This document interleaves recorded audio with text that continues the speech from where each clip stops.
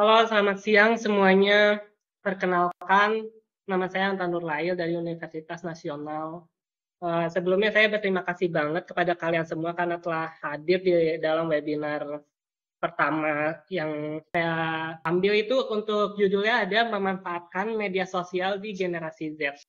Nah, seperti yang kita tahu, sudah sangat tidak asing lagi bahwa saat ini kita berada di generasi Z atau generasi milenium. Media sosial sudah seperti oksigen untuk kita. Mengapa demikian? Karena tanpa media sosial seperti kita kekurangan nafas. Sama saja seperti kita tidak ada kehidupan.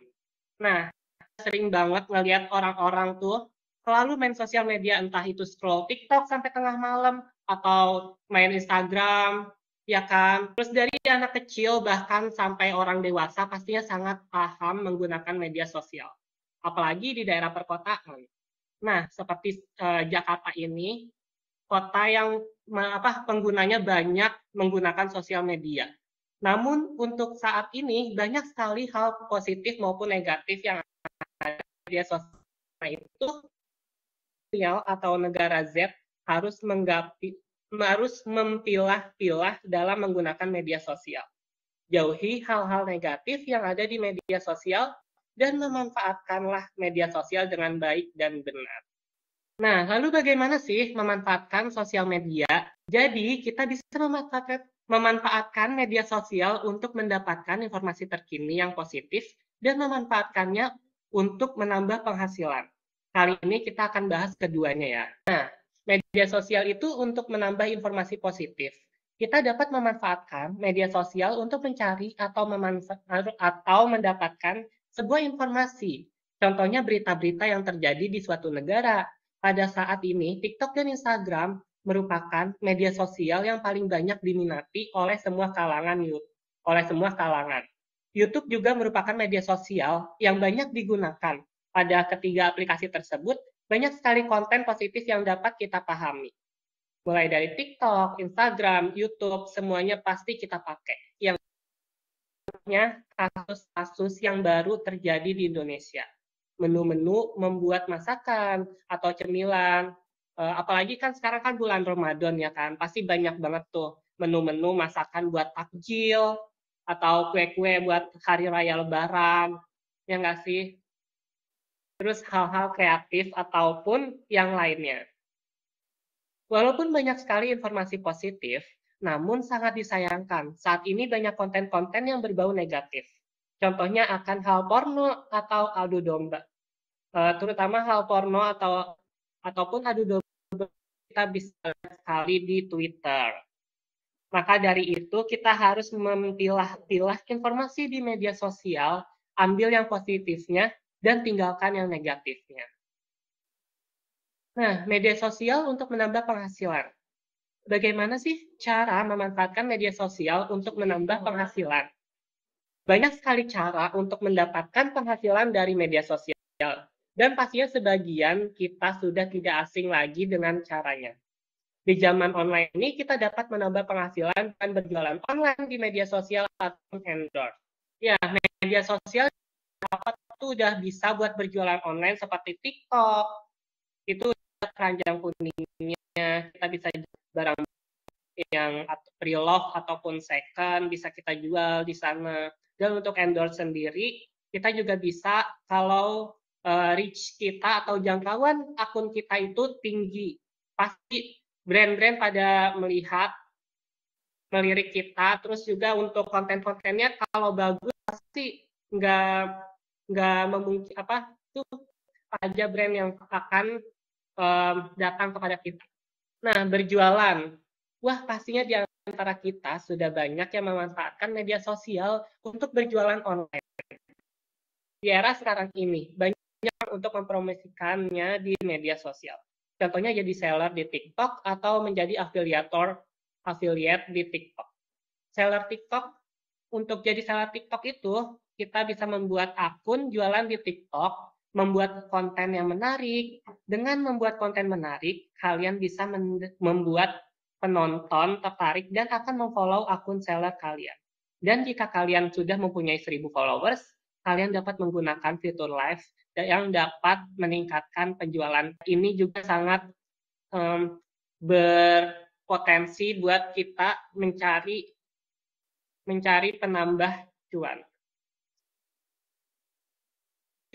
Terus ada affiliate. Hampir sama dengan seller, kalian bisa menjadi affiliate TikTok. Contohnya, dengan affiliate kamu dapat mempromosikan barang seller dan kalian akan mendapat komisi dari barang yang dibeli penonton. Untuk komisi itu juga beragam ya, mulai dari 5%, 10%, 15%, 20%, bahkan itu tergantung dari brand-brand yang akan kita gunakan, yang akan kerjasama dengan kita. Namun nyatanya untuk menjadi affiliate ini, minimal followers kalian itu 1000. Kalian bisa mengajukan produk ke seller untuk kalian promosikan dengan konten. Nah, ini sama seperti barter.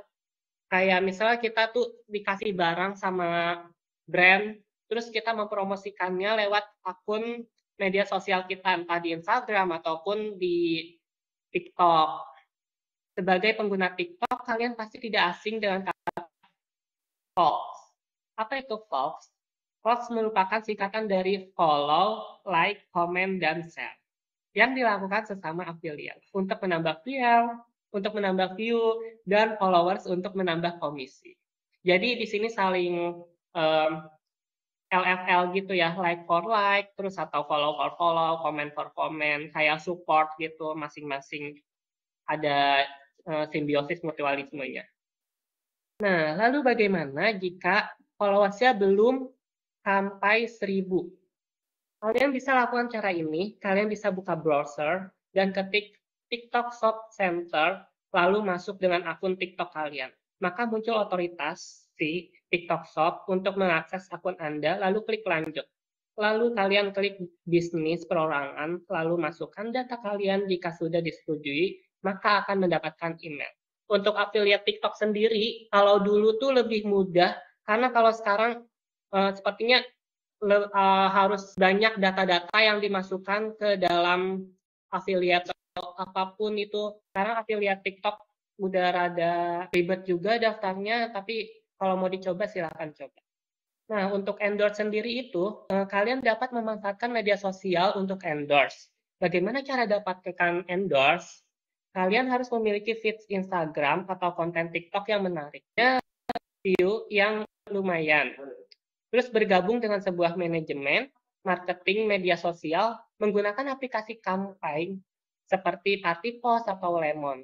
Nah, untuk endorse sendiri itu cukup mudah. Yang penting kalian followers kalian itu banyak, entah di atas 1000 udah bisa buat nyoba endorse di brand-brand. Biasanya bisa dimulai dengan sistem barter. Untuk yang sistem ber-fee itu kalau konten kita sudah memiliki reach yang tinggi dan juga followers yang tinggi. Dan kalau campaign sendiri yang ada di Party Post ataupun campaign yang ada di Lemon, itu untuk Party Post sendiri di sana itu lumayan tinggi ya. Tapi untuk Lemon itu kebanyakan sistemnya barter. Tidak ada, buat kalian yang mau nyoba, silahkan coba aja di Party Post ataupun Lemon. Dia start followers dari 500, bisa dicoba.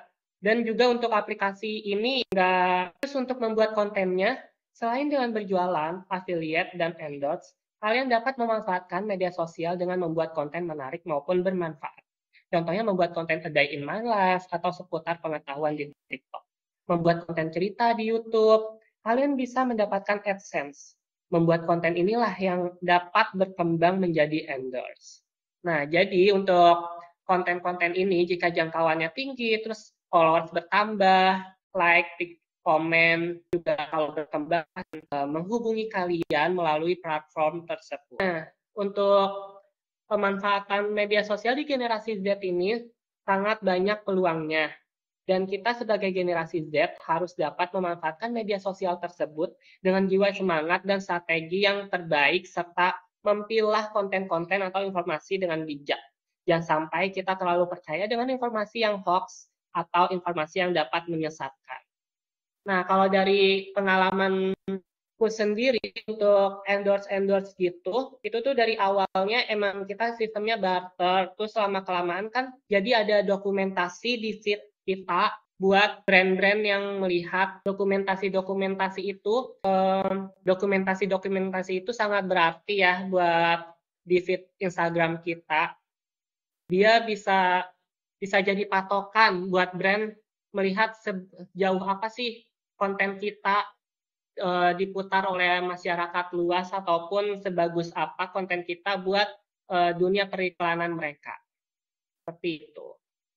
Nah, kalau dari kalian sendiri ada yang mau bertanya atau enggak nih? Ayo ditanya, bisa chat di kolom komentar ataupun di ngomong langsung. Kita juga buat jadi influencer atau KOL itu tuh nggak mudah juga ya. Kita harus punya followers yang banyak, relasi yang banyak, juga bisa ya dari konten-konten kita nanti menambah jangkauan, like, follow, komen, itu sangat berarti. Kalau yang mau ditanya silahkan bertanya guys, ya boleh tanya silakan. Mohon maaf ya suaranya lagi serap karena lagi flu. Oke, pertanyaannya menarik semua nih. Kalau mastiin manajemen yang amanah tuh gimana ya? Nah, sekarang juga banyak manajemen yang potongannya itu besar, bisa lebih dari 50%. Makanya kita juga harus pintar buat milih-milih, dan kita juga harus tahu ranks red card ataupun fee dari brand-brand yang kita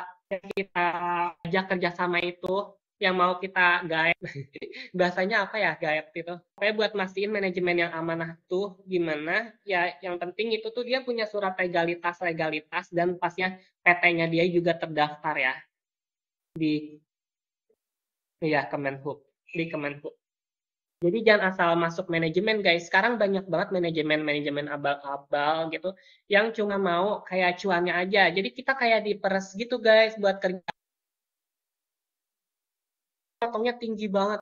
Sedangkan buat kitanya tuh yang buat influencernya pasti kecil. Nah, itu harus ditinggal. Jangan gabung di situ. Susah nggak sih jadi influencer dan mempertahankannya itu bagaimana ya? Untuk jadi influencer itu dibilang susah-susah gampangnya. Kalau ya berawal dari iseng sih emang.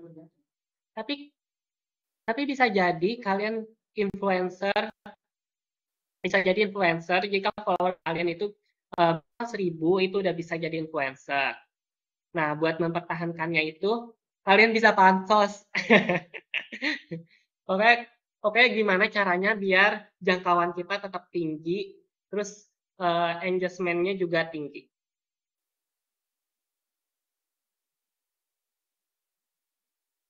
Untuk para KOL dan influencer, engagement itu penting nggak sih, Kak?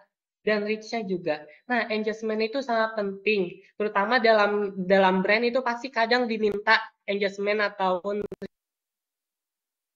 reach atau impression. Pokoknya yang apa sih itu namanya ya? Di jangkauan akun. Untuk Instagram itu ada di fitur insight gitu. Itu ada jangkauan akun yang berinteraksi. Pokoknya semakin banyak itu semakin brand tertarik buat kerjasama sama kita. Kenapa ya endorsement itu jadi populer dalam dunia pemasaran? Karena sekarang itu sistemnya itu lagi media sosial guys, digital. Buat orang-orang tuh hampir 24 jam megang HP buat scroll TikTok yang nggak sih ataupun Instagram. Nah, jadi dari situ itu dunia pemasaran itu sangat berarti dalam digital, dalam media sosial. Jadi nggak memungkinkan untuk produk-produk itu lebih terjangkau lewat media sosial. Karena sekarang juga untuk dunia pertelevisian udah mulai jarang nggak sih yang lihat televisi. Nah, untuk pertanyaan terakhir, berarti kita bisa jualan di TikTok. Yang penting paham caranya maupun followersnya dikit. Nah iya, yang penting paham caranya guys. Kalau nggak paham buat apa kita kayak, tapi nggak apa-apa sih walaupun nggak paham juga coba-coba kan siapa tahu ya berbuah berbuah siapa tahu berbuah manis dan kalian juga jadi terkenal kayak iseng-iseng, siapa tahu jadi FYP ya nggak sih? Konten-konten, walaupun konten-konten asal-asalan gitu. Seenggaknya kita tahu lah ya, paham dengan dunia perendorsan, dunia digital, lewat media sosial, followers juga sangat menentukan. Nah, mohon maaf banget nih ya kalau jawaban dariku kayak kurang memuaskan ataupun kata-katanya yang kurang bagus, terlalu terlalu kata hari-hari ya nggak sih? Nggak ada formal-formalnya. Ya mungkin cukup sekian kali ya webinar kali ini. Kalau ada yang mau ditanya lagi atau enggak?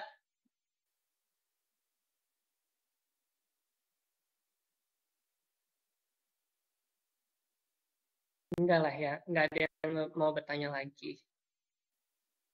Kita sudahi juga aja webinar kali ini. Terima kasih karena kalian sudah nonton webinarnya, sudah mengikuti webinar ini walaupun banyak kekurangan. Karena ini juga kali pertama webinar. Dan jangan lupa ikut lagi guys. Ada masih banyak tiap bulan selalu ada webinar-webinar. Pokoknya ikuti terus webinarku. Pokoknya jangan sampai ketinggalan ya. Thank you yang udah join guys. Selamat istirahat. Jangan lupa sholat johor yang belum, yang beragama Islam, ya enggak? Thank you yang udah join.